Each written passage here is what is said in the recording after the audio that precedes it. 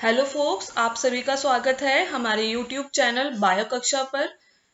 इस video lecture से हम लोग एक न्यू सीरीज स्टार्ट कर रहे हैं जिसके अंदर हम लोग पढ़ने वाले हैं मॉलिक्यूलर बेसिस ऑफ इनहेरिटेंस। आज का टॉपिक है डीएनए, तो चलिए स्टार्ट करते हैं।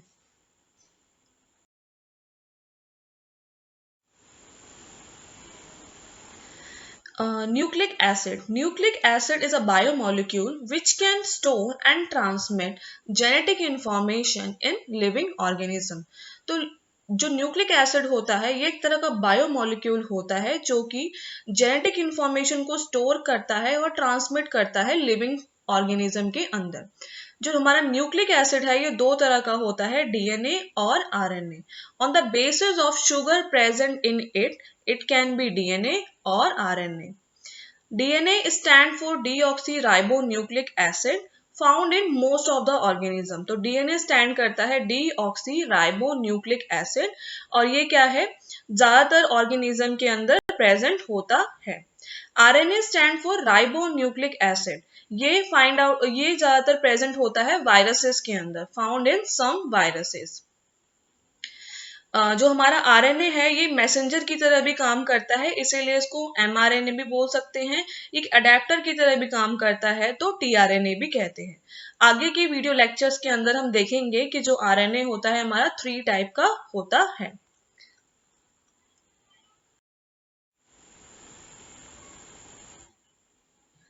डीएनए, तो जो ये हमारा डीएनए है, ये जो हमारा जेनेटिक मटेरियल है, ये किससे बना है? तो DNA is a long polymer of deoxyribonucleotide.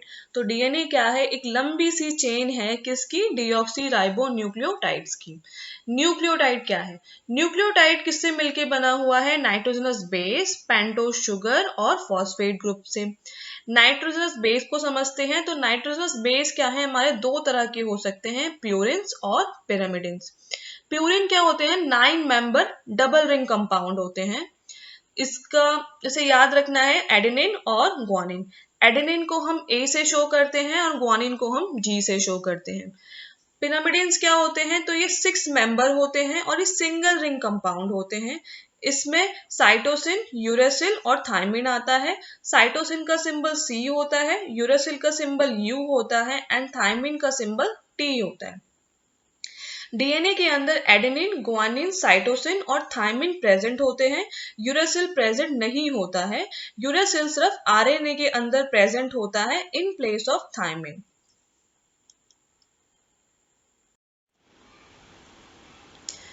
Pentose sugar. Pentose sugar दो तरह की होती है, राइबोस और डीऑक्सी राइबोस। पेंटोज नाम बता रहा है कि ये एक 5 कार्बन शुगर है। ठीक है, तो नेक्स्ट फिगर के अंदर हम देखते हैं कि जो दोनों तरह की शुगर है, डीऑक्सी राइबोस और राइबोस, इसमें डिफरेंस क्या है? तो अगर आप पिक्चर के अंदर देखोगे, फिगर के अंदर देखोगे, तो कार्बन सेकंड वाले पोजीशन को देखना है आपको दोनों ही शुगर के अंदर। तो डीऑक्सी राइबोस शुगर के अंदर क्या है? यहाँ पर ओनली एच है, यहाँ पर ऑक्सीजन प्रेजेंट नहीं है, इसीलिए इसका नाम है 2 डीऑक्सी राइबोस। जबकि आप राइबोस शुगर के अंदर देखोगे तो यहाँ पर सेकंड पोजीशन वाला जो कार्बन है उसके पास OH ग्रुप है, तो यहाँ पर इसको हम बोलेंगे राइबोस। तो जिसके अंदर O प्रेजेंट नहीं है इसीलिए उसे बोला गया 2 डीऑक्सी राइबोस शुगर, और जहां पर OH ग्रुप प्रेजेंट है उसे आप बोलोगे ribose sugar. Deoxy ribose sugar DNA के अंदर प्रेजेंट होती है, राइबोस शुगर आरएनए के अंदर प्रेजेंट होती है। डीएनए के अंदर डीऑक्सी राइबोस शुगर प्रेजेंट होती है, इसीलिए बोलते हैं 2 डीऑक्सी राइबो न्यूक्लिक एसिड, और आरएनए के अंदर राइबोस शुगर प्रेजेंट होती है। नेक्स्ट आता है length of DNA. The length of DNA is usually defined as a number of nucleotides और a pair of nucleotide refer as base pair. तो DNA की जो लेंथ है, अब उसे डिफाइन करना हो तो कैसे डिफाइन करेंगे? तो नंबर ऑफ न्यूक्लियोटाइड कितने प्रेजेंट हैं उसके अंदर, या फिर पेयर ऑफ न्यूक्लियोटाइड। अगर पेयर की बात करोगे तो आप उसे बेस पेयर बोलोगे। नेक्स्ट यहाँ पर कुछ ऑर्गेनिज्म दिए हुए हैं जैसे कि bacteriophage phi, bacteriophage lambda, E coli, haploid content of human DNA. तो यहाँ पर आपको क्या दिखाया हुआ है, बैक्टीरियोफाज फाई के अंदर यहाँ पर आपको नंबर ऑफ न्यूक्लियोटाइड दिखाए हुए हैं, बैक्टीरियोफाज लैम्डा के अंदर बेस पेयर, इकोलाई के अंदर भी बेस पेयर और haploid content of human DNA के अंदर भी बेस पेयर दिखाए हैं। बेस पेयर को आप सिंबलाइज करते हो बी और पी से। तो haploid content of human DNA का कितना है, 3.3 मल्टीप्लाई 10 की पावर 9 बेस पेयर। आप इन्हें प्लीज याद कर लीजिए क्योंकि ये आपके एनसीईआरटी के अंदर मेंशन है, तो आपको ये नंबर याद होना चाहिए। शायद ये आपके एग्जाम में पूछा जाए मैच ऑफ द फॉलोइंग के अंदर। तो नेक्स्ट स्लाइड पर मूव करते हैं। नेक्स्ट बात करेंगे हम लोग स्ट्रक्चर ऑफ पॉलीन्यूक्लियोटाइड चेन का। तो अभी हमने न्यूक्लियोटाइड पढ़ा था, न्यूक्लियोटाइड था नाइट्रोजनस बेस, शुगर और फॉस्फेट। अब हम पढ़ने वाले न्यूक्लियोसाइड क्या होता है। अगर फॉस्फेट ग्रुप प्रेजेंट ना हो तो उसे हम न्यूक्लियोसाइड कहते हैं। न्यूक्लियोसाइड मिलके बना हुआ होता है नाइट्रोजनस बेस प्लस शुगर, इसके अंदर फॉस्फेट ग्रुप प्रेजेंट नहीं होता है।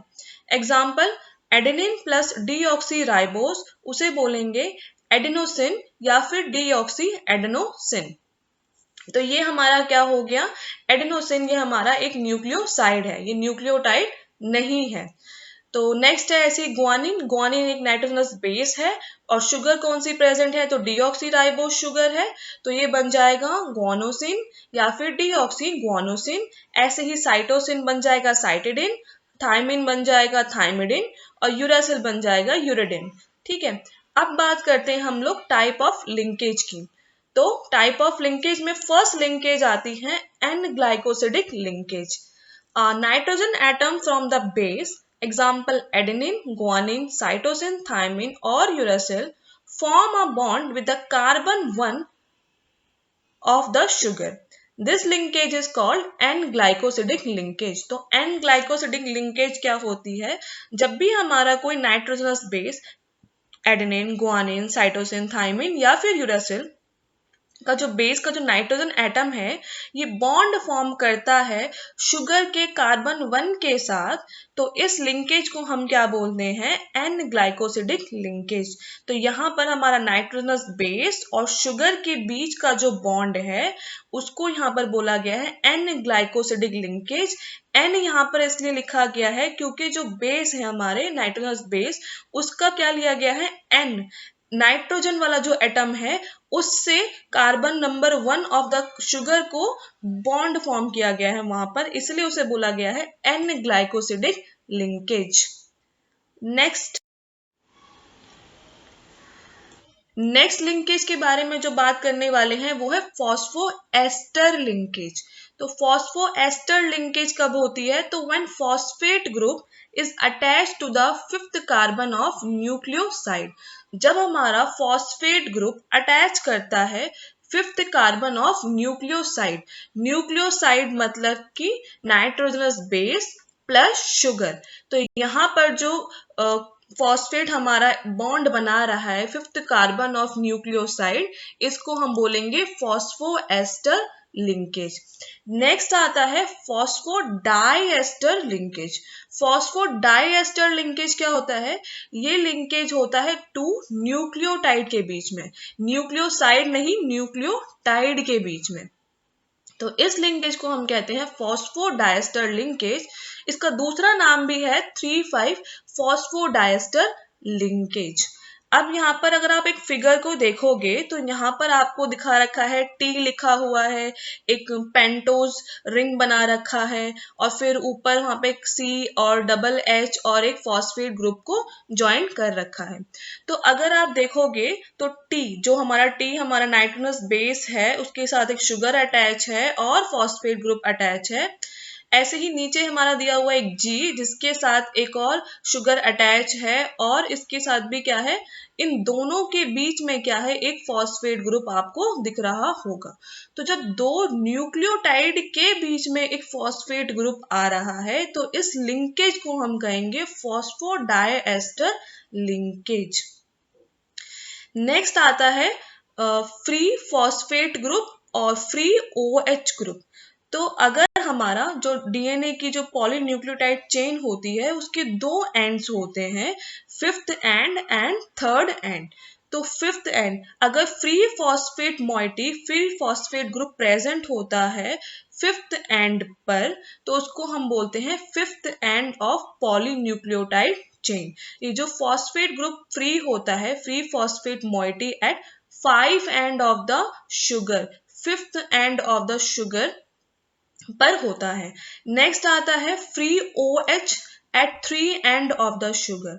तो जो हमारी शुगर है, जो पेंटोज शुगर है, उसका जो 3 वाला जो कार्बन है उस पर जो OH लगा हुआ है, अगर वो फ्री है तो उसे आप बोलोगे 3 end of the polynucleotide chain.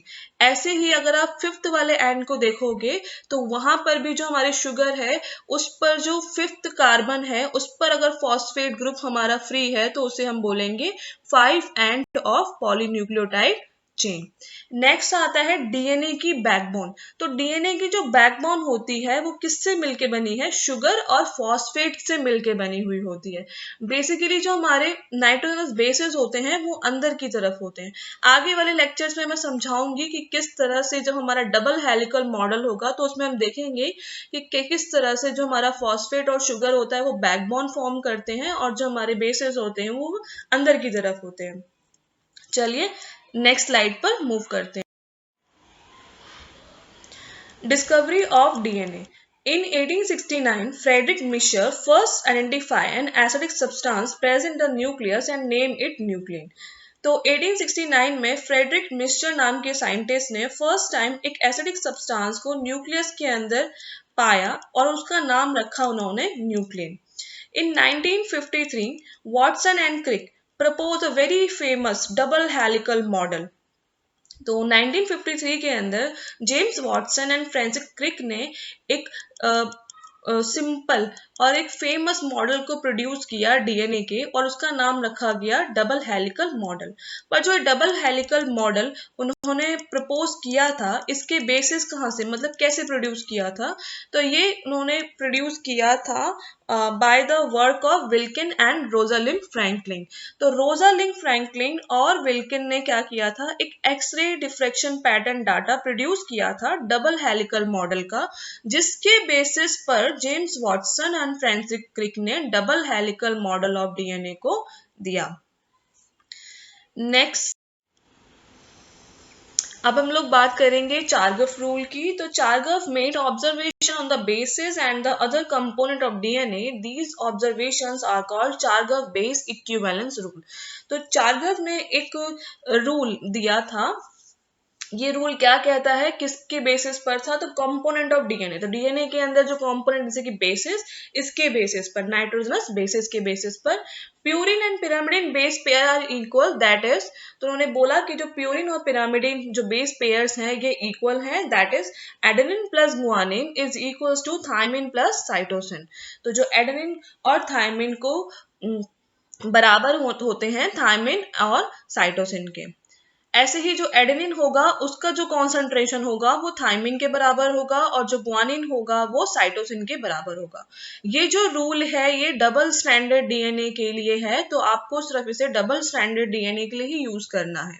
Single stranded RNA और डीएनए के लिए ये रूल वैलिड नहीं है, only for double stranded DNA. तो यहाँ पर बताया गया कि जो एडेनिन का कॉन्सेंट्रेशन है वो थायमिन के बराबर है, गुआनिन का कॉन्सेंट्रेशन साइटोसिन के बराबर है। या फिर अगर आप रेशियो लेते हो, the ratio of adenine plus thiamine and guanine plus cytosine is variable but constant for species. ये बताया गया कि अगर रेशियो लेंगे एडेनिन प्लस थायमिन का और गुआनिन प्लस साइटोसिन का तो ये वेरिएबल मतलब वेरी कर सकता है अलग अलग स्पीशीज के अंदर। जैसे अगर ह्यूमन के अंदर देखा जाए ये जो रेशियो आता है 1.55 आता है, ठीक है, ह्यूमन स्पीशीज अलग है। अब इकोलाई की बात करें, वो एक बैक्टीरिया है, तो यहाँ पर जो रेशियो होगा 0.93 रहा, ठीक है। तो अलग अलग स्पीशीज के लिए ये रेशियो क्या होता है, वेरिएबल हो सकता है, पर एक सिंगल सेम स्पीशीज में ये कांस्टेंट रहेगा। चलिए नेक्स्ट देखते हैं। ये हमारा एक क्वेश्चन है चारगफ रूल पर। ये मैंने आपकी एनसीईआरटी बुक से लिया हुआ क्वेश्चन है। तो आपका ये काम है कि आपको इस क्वेश्चन को एक बार देख के आना है और समझ के आना है। आई होप आपको ये वीडियोस पसंद आ रहे हैं। अगर आपको ये वीडियोस पसंद आ रहे हैं तो प्लीज हमारे चैनल को लाइक कीजिए और सब्सक्राइब कीजिए। Thank you.